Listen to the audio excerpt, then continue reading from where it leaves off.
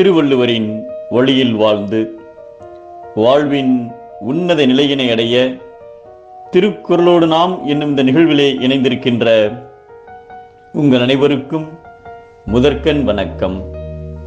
குறள் எண் 997, அதிகாரம் பண்புடைமை.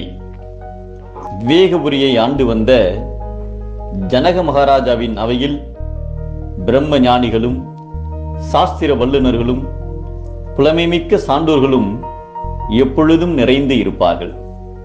ஆகையால் ஜனகரின் அவையை பற்றிய புகழ் நாடெங்கும் பரவி இருந்தது. அவர்களிடமிருந்து பல நல்ல விஷயங்களை கேட்கவும் அதை பற்றி கலந்து பேசவும் பல சான்றோர்கள் ஜனகரின் அவைக்கு அடிக்கடி வருவது வழக்கம்.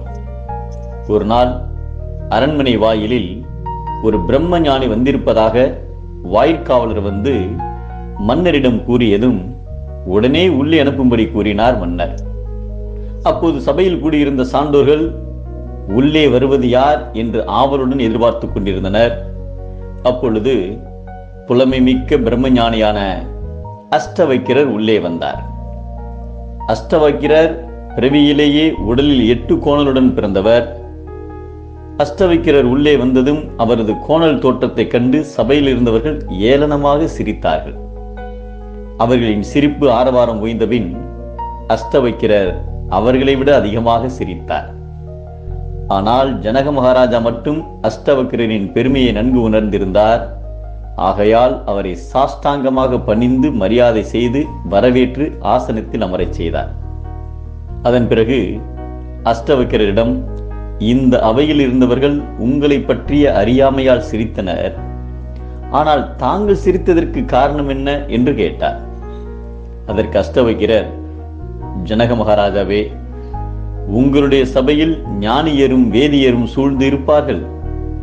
அவருடன் பல நல்ல விஷயங்களை பற்றி பேசி ஆனந்தம் அடையலாம் என்று வந்தேன். ஆனால் உமது சபையில் உள்ளவர்கள் மனிதனின் திறமையை பார்க்க தெரியாதவர்களாக புறத்தோலை மட்டும் மதிப்பிடும் வகையினரை ஒன்று உள்ளார்கள். ஆதலால் தான் இவர்களைக் கண்டு எனக்கு பெரும் சிரிப்பு வந்தது என்று கூறினார். அதை கேட்டதும் அவையோர் அனைவரும் வெட்கி தலைகுனிந்தனர்.